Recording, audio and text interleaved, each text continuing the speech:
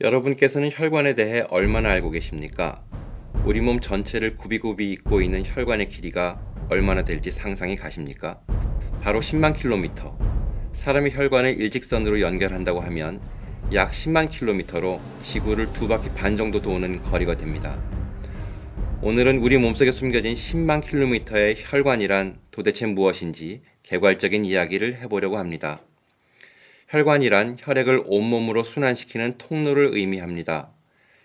혈액은 좌심실에서 나와 대동맥을 지나고 점차 가지를 쳐서 세동맥, 모세혈관, 세정맥을 거친 다음 점점 모여서 굵은 정맥이 되어 우심방으로 들어가게 되죠.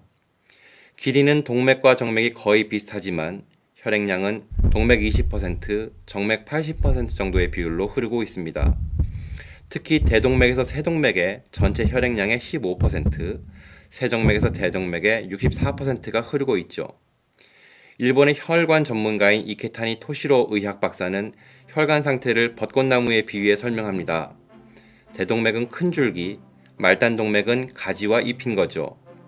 나이가 들어 노목이 되었어도 가지와 잎에 양분이 잘 도달하면 봄에 벚꽃이 아름답게 만개할 수 있고, 반대로 큰 줄기는 아직 싱싱한데도 가지와 잎이 빈약해서 듬성듬성 꽃이 피게 되면 혈관이 건강하지 못한 상태라고 볼 수 있습니다. 존스 홉킨스 병원을 창립한 19세기 내과 의사 오슬러는 혈관이 늙는 만큼 사람은 늙는다라는 말을 남겼습니다. 그만큼 혈관 문제는 오래전부터 노화의 원인이자 결과로 인식됐는데요. 젊은 때는 힘있던 혈관은 나이를 먹을수록 탄력을 잃고 문제가 생겨납니다. 한 살 한 살 나이를 먹는 것은 어쩔 수 없는 일이지만 혈관을 병들게 하고 늙게 하는 다른 원인을 막기 위해 노력해 볼 수 있습니다. 고혈압, 고지혈증, 당뇨, 비만 등은 혈관 노화의 주된 원인이 됩니다. 담배의 니코틴은 혈관벽을 직접 훼손하기 때문에 꼭 금연하셔야 되고요. 유산소 운동으로 혈관 탄력성을 회복하고 노폐물을 제거하도록 합니다. 또 먹는 것도 당연히 신경 쓰는 것이 좋습니다. 남극에 사는 펭귄이나 고래, 물개에게는 동맥경화 등 혈관 문제가 없다고 합니다. 오메가3 지방이 많이 든 크릴새우를 먹고 살기 때문이라는 설이 있죠. 1970년대 초에 덴마크 연구진은 그린란드에 거주하는 이누이트족의 건강 상태를 조사했는데요. 흔히 에스키모인이라고도 부르는 북극의 이누이트족은 곡식이나 과일, 채소를 거의 먹지 않습니다. 하지만 이누이트족은 심근경색이나 동맥경화와 같은 심혈관계 질환에 걸리는 비율이 본토인 덴마크인보다 10분의 1 수준으로 훨씬 낮았는데요. 네, 그 원인은 바로 먹는 것에 있었습니다. 생선과 물개를 주로 먹으며 엄청난 고지방 식사를 하지만 섭취하는 지방이 대부분이 혈관 건강에 유익한 오메가3 지방이었기 때문입니다. 그렇다면 고기는 절대 먹으면 안 될까요? 그것은 아닙니다. 혈관의 재료가 되는 아미노산은 단백질에서 합성됩니다. 건강한 혈관을 위해서는 질 좋은 단백질을 적정량 섭취하는 것도 필요합니다. 무엇이든 적절히가 중요합니다. 참 어렵죠. 의사인 저는 치료할 때 혈관을 수없이 자주 보지만 일반인들께서는 실제로 자신의 혈관을 보게 되는 일은 없죠. 피부 바깥으로 실핏줄이 비쳐 보이는 정도일 겁니다. 우리가 직접 눈으로 볼 수 없는 혈관의 모습은 이렇습니다.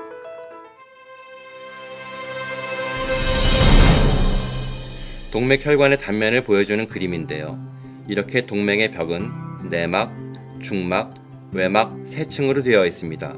내막은 내피세포와 이것을 덮고 있는 탄력성 섬유로, 중막은 탄력성 섬유와 고리 모양의 민무늬근으로 되어 있습니다.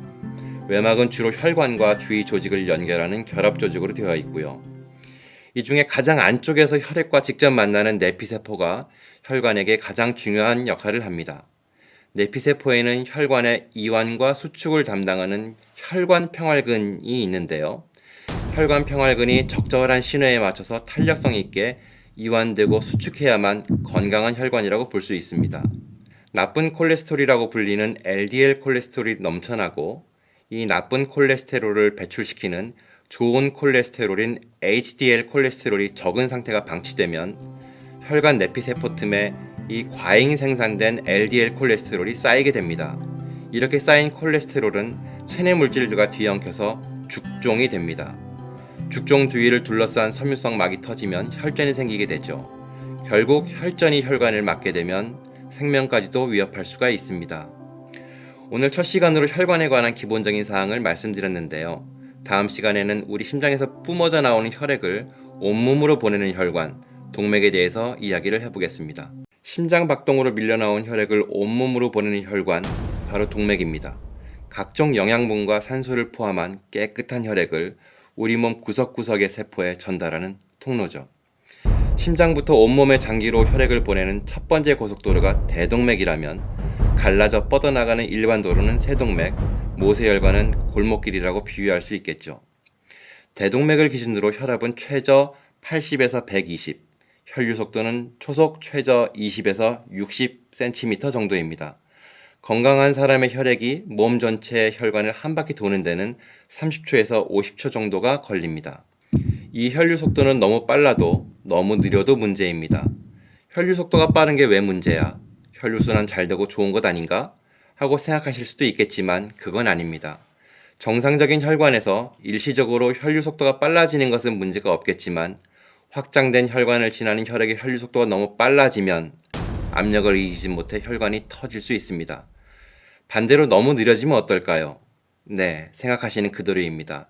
혈액의 흐름이 원활하지 않고 정체되면서 혈관이 막힐 수 있습니다. 동맥혈관이 터지는 대표적인 질환은 뇌출혈이고요. 동맥혈관이 막히는 대표적인 질환은 뇌경색입니다. 두 질병 모두 생사와 직결되는 아주 심각한 질병이죠. 이렇듯 동맥은 아주 작은 문제만 생겨도 우리의 건강을 심각하게 해칠 수 있어서 의심되는 상황이 발생되면 즉각 지체하지 않고 대응해야 합니다. 우리가 쉽게 알아챌 수 있는 동맥혈관의 이상 징후는 바로 혈압입니다. 고혈압은 혈관이 노화하는 주된 원인이면서 동시에 혈관이 노화되어 나타나는 현상이기도 하죠. 동맥혈관을 망가뜨리는 가장 큰 원인이기도 합니다. 나이가 들면 눈에 띄는 주름이 늘어나는 것처럼 보이지 않는 몸속의 혈관에도 똑같이 노화 현상이 일어납니다. 마치 낡고 오래된 수도관에 녹이 슬고 때가 끼는 것과 같이 혈관에는 콜레스테롤이라는 지방이 쌓여 혈관이 좁아지고 탄력이 줄어들게 되죠. 이러한 현상을 동맥경화라고 합니다. 경화, 말 그대로 혈관이 딱딱해진다는 의미입니다. 혈관이 살랑살랑 부드러울 때는 심장에서 피를 내보낼 때 그 리듬에 맞춰서 탄력 있게 늘어나면서 압력을 잘 받아들일 수 있는데요. 혈관이 딱딱해지면 탄성이 떨어지고 그 압력이 그대로 혈관벽에 전달되면서 압력이 높아지게 됩니다. 이게 바로 고혈압입니다. 현대인들에게 고혈압은 꼭 나이가 들어서 생기는 질병만은 아닙니다. 서구화된 먹거리, 불규칙한 생활 습관, 음주, 흡연, 운동 부족 이런 것들로 젊은 층 고혈압 환자들도 많이 늘어났습니다. 병원에서 고혈압약을 드시라고 했는데도 거부하고 운동으로 식이요법으로 이겨보겠다고 하시는 분들이 계십니다. 이것은 매우 위험한 선택입니다. 약을 먹지 않은 채로 고혈압을 방치하면 어느 순간 혈관이 압력을 이기지 못해 뇌출혈이 발생할 수 있습니다. 뇌출혈의 70%는 바로 고혈압으로 인해 발생합니다. 뇌혈관 문제뿐 아니라 심혈관 질환도 심각한 질병이죠. 가장 대표적으로 심근경색을 떠올리실 텐데요. 심근경색은 심장에 혈액을 공급하는 관상동맥이 좁아지거나 막혀서 생깁니다. 심근경색에 따른 심장마비는 예고 없이 어느 날 갑자기 발생하기 때문에 두려운데요. 동맥경화증이 있는 상태에서 말초혈관이 수축되면 갑작스럽게 혈전이 생겨나고 관상동맥이 폐색되면 급성 심근경색이 발생합니다. 혈전은 왜 생길까요? 혈액이 끈적끈적해지고 혈류가 느려지면서 정체된 혈액이 엉겨붙어 생겨납니다. 그래서 혈류 속도가 빠른 동맥보다는 혈류 속도가 느린 정맥에서 더 잘 생겨납니다. 동맥에 갑자기 생기는 혈전은 대부분 동맥경화가 원인이 되는 경우가 많습니다. 동맥경화가 있으면 혈관 내피세포가 손상되면서 혈액 속에 혈소판, 대식세포, 과립구, 섬유세포 등이 달라붙어서 혈전이 만들어집니다. 심장, 뇌 등 장기와 온몸의 동맥 어디에나 혈전은 생길 수 있습니다. 혈전을 만들어내는 아주 지독하고 백해무익한 물질이 있는데요. 바로 담배에 포함된 니코틴입니다. 니코틴은 실제로 혈액을 끈적하게 만드는데요. 흡연량이 많고 흡연기간이 길수록 관상동맥 질환의 위험성이 증가하게 됩니다. 동맥이라고 해서 굵직굵직한 동맥만 있는 건 아닙니다. 말초동맥이라고 부르는 하지동맥이 있는데요.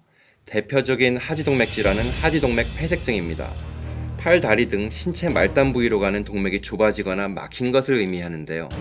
뇌나 심장의 동맥처럼 치명적인 증상을 보이진 않지만 심해지면 통증이 상당하고 피부색이 변하기도 합니다. 또 그 동맥에 있는 부위가 괴사되어서 더 심각한 문제를 일으키는 경우도 있습니다. 하지동맥 폐색증 역시 흡연하는 습관과 고지혈증, 고혈압, 당뇨 등의 질환이 원인으로 작용하는데요. 최근 신약 개발의 큰 이슈 중 하나가 바로 혈압, 당뇨, 고지혈 등을 한 번에 해결하는 복합제의 개발입니다. 뭐 거의 다 왔다. 이 약 한 알만 먹으면 모든 대사증후군이 해결된다. 이런 기대감들이 있습니다. 하지만 신약을 기다리는 속도보다 깨끗하고 잘 흐르는 혈관을 위한 습관을 만드는 속도가 더 빠를 수 있습니다. 반드시 금연하시고 좋지 않은 지방 섭취를 줄이시고요. 운동하시고 모두 잘 알고 있지만 실천하기 어려워서 문제인 생활 습관들을 이제는 행동으로 옮겨야 할 때입니다. 몸의 각 부분에서 혈액을 모아서 심장으로 보내는 혈관, 정맥입니다. 우리 몸 구석구석을 돌며 영양분을 전달한 혈액은 노폐물과 이산화탄소를 싣고 다시 심장으로 되돌아갑니다. 이 되돌아가는 길이 바로 정맥이죠. 정맥의 가장 큰 임무는 바로 심장으로 혈액을 이송하는 것입니다. 여러분들이 아시다시피 심장은 우리 몸의 윗부분, 바로 가슴에 위치하고 있죠. 피가 다리에서 가슴 쪽으로 위로 올라가려면 아래로 쏟아지는 역류를 막아야 합니다. 정맥 혈류가 거꾸로 흐르는 것을 막아주는 역할을 하는 것이 바로 판막인데요. 정맥 질환은 이 판막이 제 역할을 하지 못해 생겨나는 경우가 많습니다. 이런 질환의 대표가 바로 하지정맥류입니다. 또 다른 정맥 질환의 원인은 바로 혈전입니다. 정맥은 동맥보다 흐름이 느리고 압력이 낮기 때문에 혈액이 더 쉽게 응고됩니다. 위로 올라가야 할 혈액이 거꾸로 흐르거나 원활히 흐르지 못하고 정체될 때 정맥 질환이 발생하게 됩니다. 대표적인 정맥 혈전 질환은 바로 심부정맥 혈전증입니다. 어떤 상황에서 심부정맥 혈전증이 생겨날까요? 심부정맥 혈전증의 또 다른 이름으로 이코노미 증후군이라는 말이 있습니다. 비행기의 이코노미석은 몸을 자유자재로 움직이긴 좀 힘들고 경직된 자세로 장시간 앉아있게 되는데요. 다리가 저리고 아프고 비행기에서 내릴 때쯤에는 다리가 퉁퉁 붓기도 해서 벗어두었던 신발을 신으면 꽉 끼는 경험을 많이들 해보셨을 겁니다. 이렇게 정맥 질환은 오랜 시간 서 있거나 앉아 있어서 혈류가 정체되는 상황을 만들었을 때 유발되기 쉽습니다. 가만히 멈춘 자세로 오래 있으면 하지 근육에 적절한 수축과 이완작용이 일어나지 않게 되죠. 그러면 근육 속에 있는 심부정맥을 흐르고 있던 피가 응고될 수 있는데 만약 다리에서 생긴 정맥 혈전이 떨어져서 위로 올라가 폐동맥을 막으면 생명이 위험할 수 있습니다. 이를 폐동맥 색전증이라고 합니다. 이런 문제가 발생하면 다리에 생긴 혈전이라고 해서 쉽게 여길 상황이 아닌 게 되죠. 이런 위험한 상황이 오지 않도록 다리에서 심장으로 이어지는 복부에 위치하는 하대정맥에 필터를 넣기도 합니다. 문제가 될 수 있는 찌꺼기를 걸러주는 거죠. 심부정맥 혈전증을 치료하기 위해서는 항응고제를 먹거나 혈전을 풀어주거나 이미 생긴 혈전을 직접 제거해주는 방법이 있습니다. 항응고제는 굳어버리는 혈액을 풀어주는 약입니다. 출혈이 생기면 우리의 몸은 출혈을 막기 위한 지혈 작용을 합니다. 이 과정에서 비타민 K가 응고인자 형성에 관여합니다. 피를 굳게 만드는 비타민 K의 작용을 항응고제가 억제시키는 역할을 합니다. 헤파린과 와파린은 오랜 세월 동안 항응고제의 대폭격이었는데요. 헤파린을 발견한 사람은 맥린이라는 의과대학 학생이었습니다. 집안이 어려웠던 맥린은 공부를 하면서 학비도 벌 수 있는 일자리를 구하다 윌리엄 하웰이라는 교수의 실험실에서 일하게 됩니다. 하웰 교수가 맥린에게 내린 과제는 뇌조직 추출물에 섞여있는 혈액 응고 촉진 물질 성분을 확인하고 분리하는 일이었습니다. 악취나는 실험실에서 실험 작업을 열심히 하던 그는 뜻밖에도 뇌가 아닌 간에서 혈액 응고를 방해하는 성분을 발견하게 되었습니다. 이것이 바로 자연산 응고 방지제인 헤파린의 첫 발견이었죠. 응고를 촉진하는 물질을 연구하다가 응고를 방해하는 물질을 발견하게 되었고 이 발견을 이후 지금까지 수많은 사람을 살리고 있습니다. 헤파린과 더불어 가장 유명한 항응고제인 와파린의 발견에 얽힌 이야기도 재미있습니다. 1920년대 초 미국 북쪽 지역의 다코다주와 캐나다 등 북미 대륙에 사는 젖소들에게는 그전에는 없었던 이상한 병이 돌기 시작했습니다. 소들은 아무런 이유 없이 갑자기 피를 흘리며 죽기도 했고 작은 상처가 나도 피가 잘 멈추지 않다가 죽어버렸습니다. 그래서 상처가 나지 않도록 소의 뿔을 일부러 자르는 일까지 생겨났죠.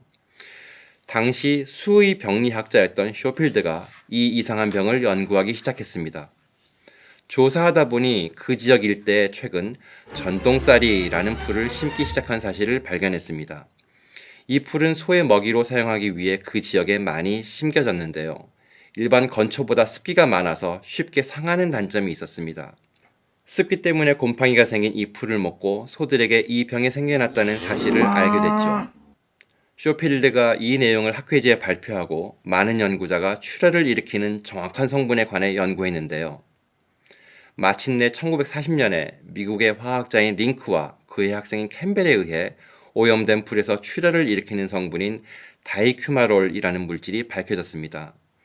다이큐마롤은 항응고제로서 특허를 획득했지만 초기에는 용량 조절도 어렵고 출혈 부작용이 너무 커서 사람에게 사용하기에는 너무 위험했죠.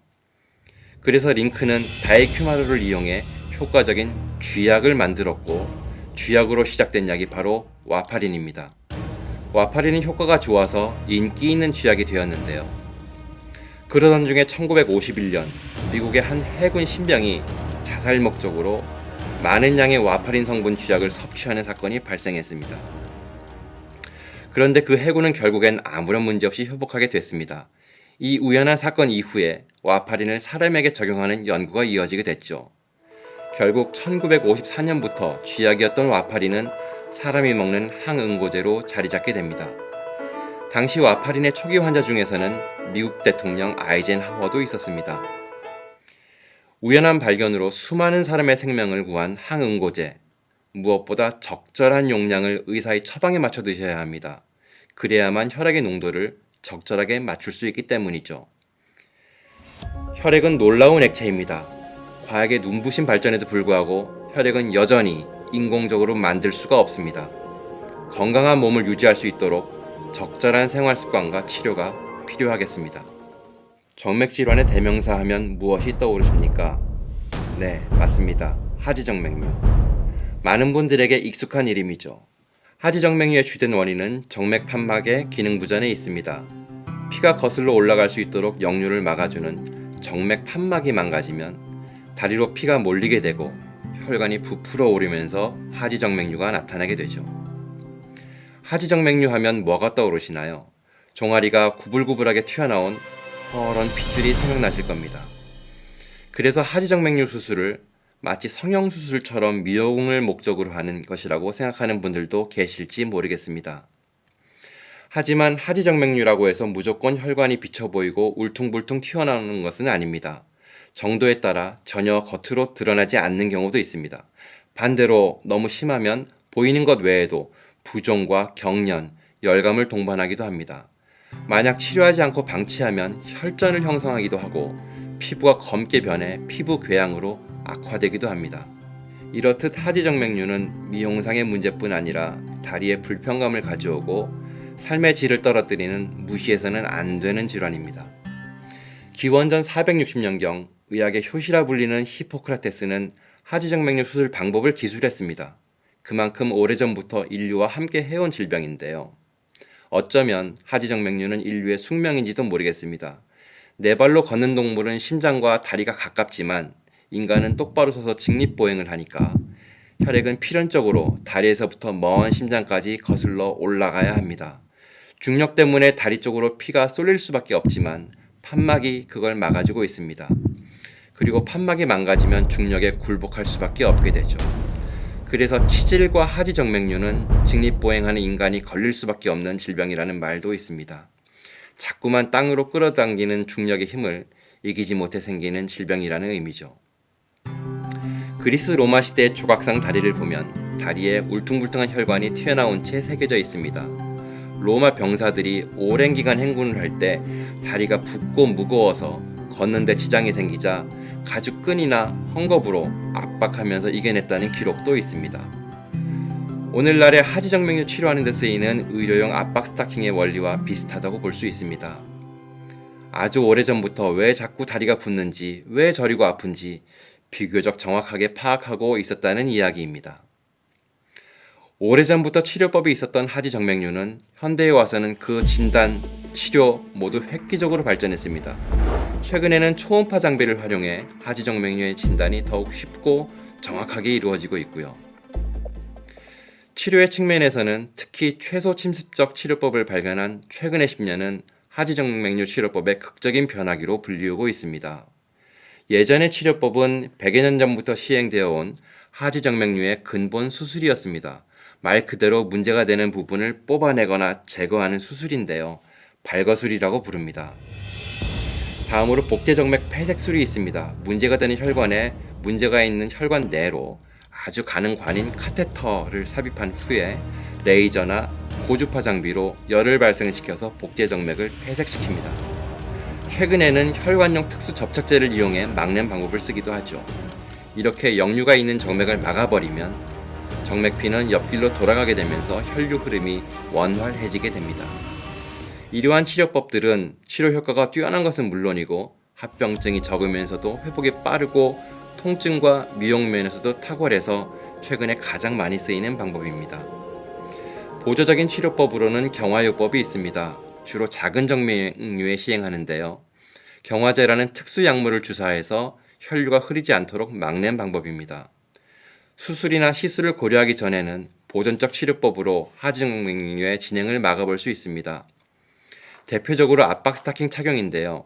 수술 후 재발 방지를 위해 착용하거나 임신기간에 발생하는 하지정맥류 치료를 위해 사용하는 게 일반적입니다. 압박 스타킹은 그냥 아무 가게에서나 파는 스타킹을 사는 게 아닙니다.